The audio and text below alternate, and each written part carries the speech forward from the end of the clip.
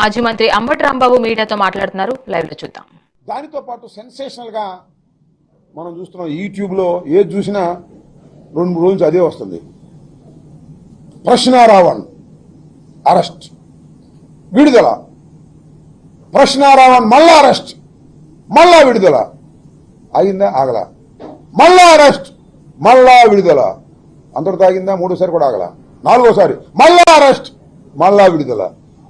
ఐదోసారి arrest Nellore sub జైలుకి, నెల్లూరు జైలుకి, central జైలుకి. ఇప్పుడు ఆగింది. ఎంత దుర్మార్గం ఇది! ప్రశ్నారావణ్ అనే వ్యక్తి మా పార్టీ కాదు, ఈయనే కాదు, కేవీఆర్ కూడా మా పార్టీ కాదు, మా పార్టీ యాక్టివిస్టులు కాదు. వారికి జర్నలిజంలో ఉన్నటువంటి అనుభవం మేరకు వారికి కొంత భావాజాలం ఉంటుంది, వారి ఐడియాలజీ. ఆ ఐడియాలజీ ప్రకారం ప్రజల్ని కన్విన్స్ చేయడం కోసం వారు అనేక రకాలుగా ప్రయత్నం చేస్తూ ఉంటారు. యూట్యూబ్లో జర్నలిస్టులుగా వాళ్ళని స్టూడెంట్ అరెస్ట్ చేసేస్తారా? తప్పు చేస్తే కేసు పెట్టండి, తప్పేం లేదు, ఎవ్వరికి అభ్యంతరం లేదు. వాళ్ళు తప్పు చేసిన జర్నలిస్టులుగా లేదా అభ్యంతరకరమైనటువంటి మాటలు మాట్లాడినా మీరు కేసు పెట్టండి, అరెస్ట్ చేయండి, కోర్టులో ప్రొడ్యూస్ చేయండి. దీనికి ఎవ్వరూ అభ్యంతరం పెట్టరు. కానీ మీరు చేస్తున్నది ఏమిటి? ఇక్కడే మేము అభ్యంతరం పెడుతున్నాం. వైఎస్ఆర్ కాంగ్రెస్ పార్టీ ఇలాంటి ప్రక్రియని, వాళ్ళ ఐడియాలజీ పక్కన పెట్టండి, వారు మాట్లాడినటువంటి మాటలకు మించి కేసులు పెట్టడం, కేసులు పెట్టి అరెస్ట్ చేయటం. నేను తెలియగలుగుతానండి, ఒకే ఇన్సిడెంట్, ఒక నేరం అనుకుందాం కాసేపు, ఆ నేరం మీద ఎన్ని కేసులు పెట్టారండి ఈ రాష్ట్రంలో? ఎన్ని కేసులు పెడతారు? నా మీద 36 కేసులు పెట్టారు. కోర్టు ఏం చెప్పింది? అయ్యా, ఈ 36 కేసుల్లోనూ 36 సార్లు అరెస్ట్ చేయడానికి వీల్లేదు, ఇవన్నీ కూడా ఒకే ఎఫ్ఐఆర్గా ట్రీట్ చేయండి, వీటన్నిటినీ కూడా సాక్ష్యాలుగా తీసుకోమని చెప్పింది. సేమ్ ఇవాళ ఏంటి తీసుకొచ్చారు, పిఠాపురంలో పెట్టారు. ఎవరిని? ప్రశ్నారావణ్ణి పిఠాపురంలో పెడితే పిఠాపురం కోర్టు వారు అబ్బే ఈ కేసు అరెస్ట్ చేసేది కాదు అని వదిలేశారు.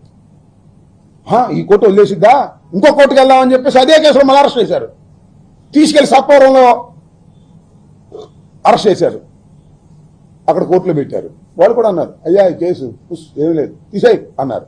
అయ్యారా ఆగరా, మళ్ళీ మచిలీపట్నం తీసుకొచ్చారు. మచిలీపట్నంలో మళ్ళీ అరెస్ట్ చేసి కోర్టులో పెట్టారు. మచిలీపట్నం మ్యాజిస్ట్రేట్ గారు కూడా అబ్బే దీనిలో కూడా ఏమి లేదే, అసలు అరెస్ట్ చేసే పని లేదు, ఇచ్చేయమన్నారు. అక్కడికైనా బుద్ధి వచ్చిందా మీకు ప్రభుత్వానికి? రాలా. అక్కడి నుంచి నక్కబల్లి తీసుకెళ్లారు, అక్కడ ప్రొడ్యూస్ చేశారు. అక్కడ కూడా బుద్ధి వచ్చిందా?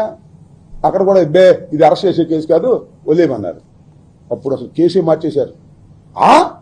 4 కోర్టులో పెడితే ఒక్క మ్యాజిస్ట్రేట్ కూడా మాకు రిమాండ్ ఇవ్వలేదు, కాబట్టి ఈ సెక్షనే మార్చేద్దాం అన్నారు. అది అట్లా పెడదాం. ఈ 4 పోలీస్ స్టేషన్లు ఏం చేశారండి?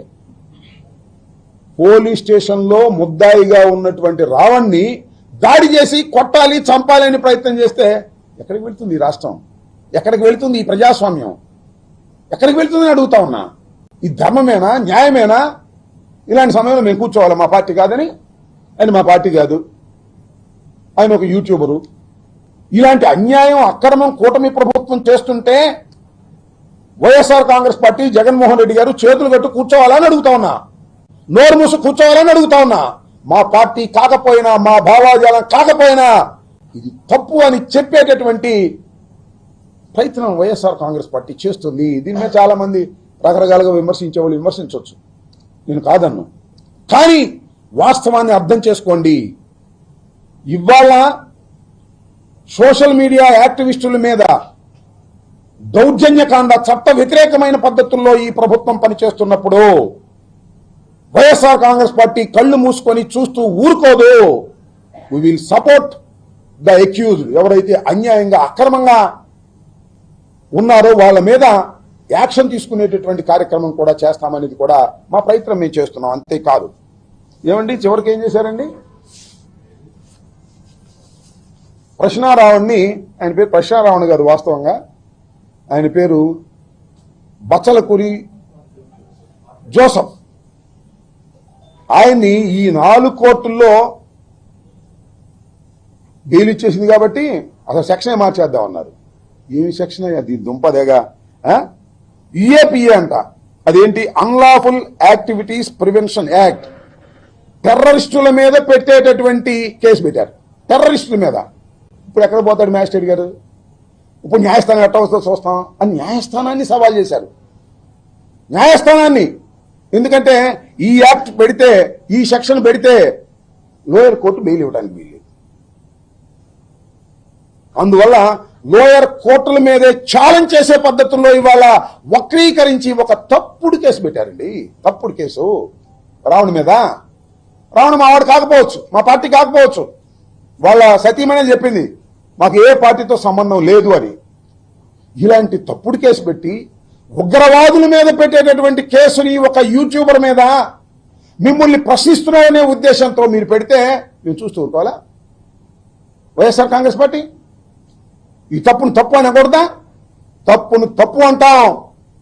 అతనుకు అన్యాయంగా కేసులు పెడుతున్నారు కాబట్టి మా వైపు నుంచి కోరితే లీగల్ యాక్షన్, లీగల్ సపోర్ట్ కూడా చేస్తామని జగన్మోహన్ రెడ్డి గారు చెప్పడం జరిగిందని మనం చూస్తున్నాం. కాబట్టి ఇవాళ ఒకసారి చూసినట్లయితే మీరు